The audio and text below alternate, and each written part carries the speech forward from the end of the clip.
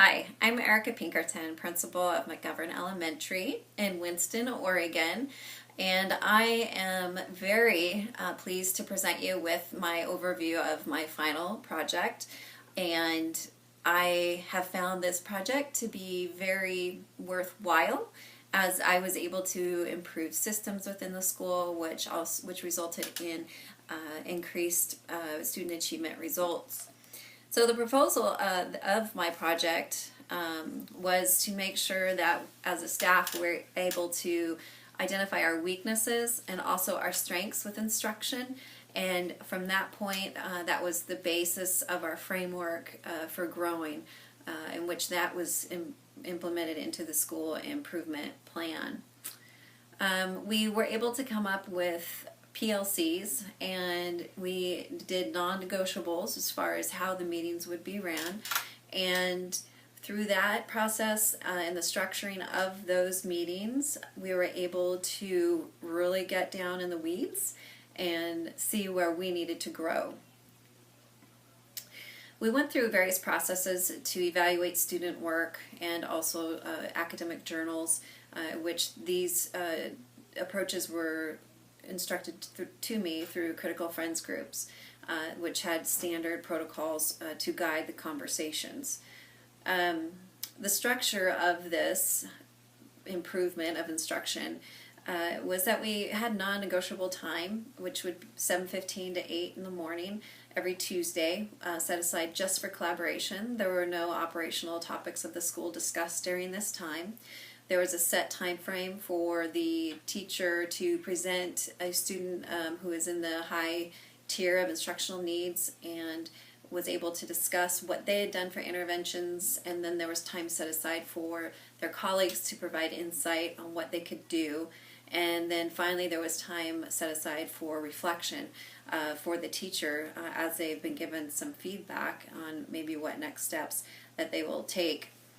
It was interesting because I initially had these groups set up in classrooms by grade level, and quickly kind of learned that they need to be in one center location, as I was not able to be in an earshot of the conversations in which some grade levels were on topic and on target, and then there were some grade levels that kind of wandered with their conversation and did not always meet their objectives.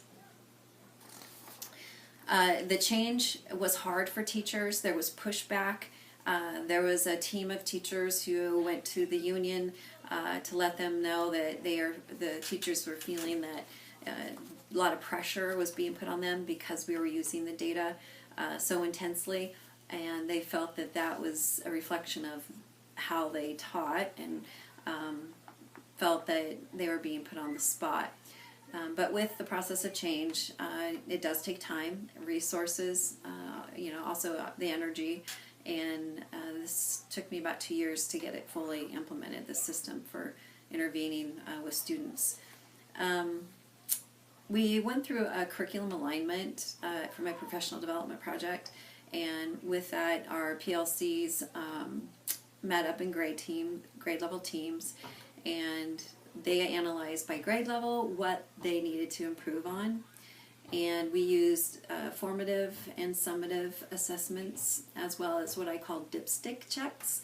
So those would be like an exit ticket from the classroom to see what the students were comprehending and what was really sticking. We have also went through the blueprints that were provided by the State Department and aligned that to what our district had adopted for curriculum for math and reading. We had a couple of aha moments there, as one of the grade levels, the 4th grade team, was not aligned whatsoever with our text and what the state was putting out as standards. As far as being a leader and going through this process, I know that now, of course, positive reinforcement to the teachers is essential, so they don't feel overwhelmed, bogged down, or put down.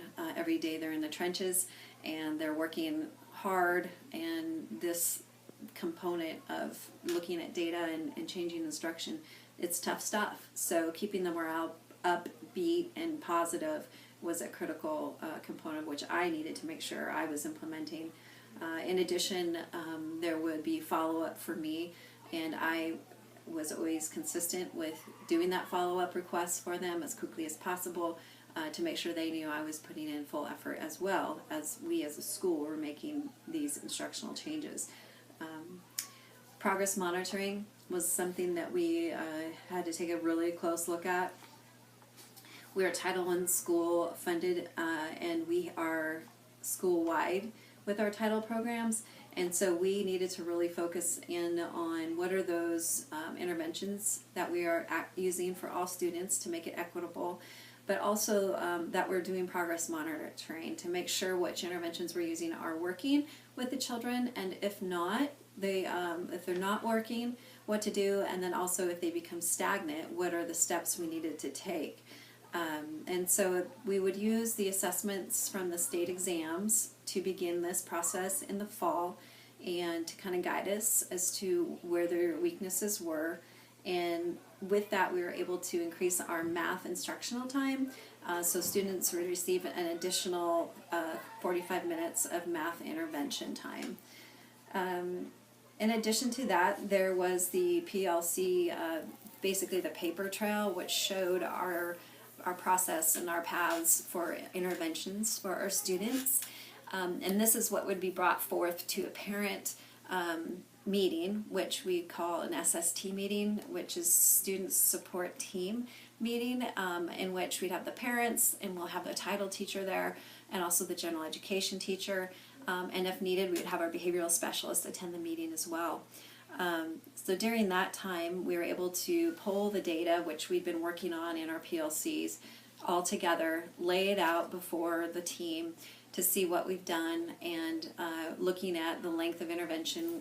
For example, if they were going to be going to title for a pull-out for their intervention group, they shouldn't be in there more than 6 weeks, and so we needed to make sure that the timeline did not go beyond that, because our intervention was not working at that point, so we had to readjust.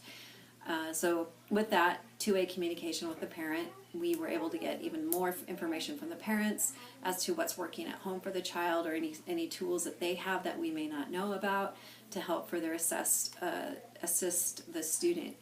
So these meetings are very powerful. If we went through two SST meetings, which meant that we'd meet in another 4 weeks to review progress, and the student was not making progress, then we would bring in our special education specialist for the Learning Resource Center, and she too would analyze the data and determine if we need to go to special education evaluation. And of course, to get to that point of the evaluation process, a lot of data needed to be gathered. And the process which we implemented definitely did that. Final outcomes. The system that I created with support and also from previously created resources that we've had really did tell the story of our data and where it was and where it had come. So as far as looking at the previous year's data, we in the area of math had 65%. We met 65% as a school. So 65% of our students passed the math assessment, and which was right on comparative with the state outcomes. And then in reading, we are looking school-wide at a 75% of all students meeting the state requirements. Prior to that, our data was significantly below the state, and so looking at 2 years prior, so from the 12-13 year, 2 years prior, our scores were at least 10% difference from the state's outcomes. And so, you know, my rule of thumb is always 3 to 5% as far as what the state came from. We need to be competitive. And our school district is very low incomes. Our lunch, free and reduced lunch, is 72%. So when being compared to other school districts like Lake Oswego, which have the money and the parents have the college degrees, and that's where the lawyers and the doctors live, that doesn't pertain to our culture with the society of which we have here.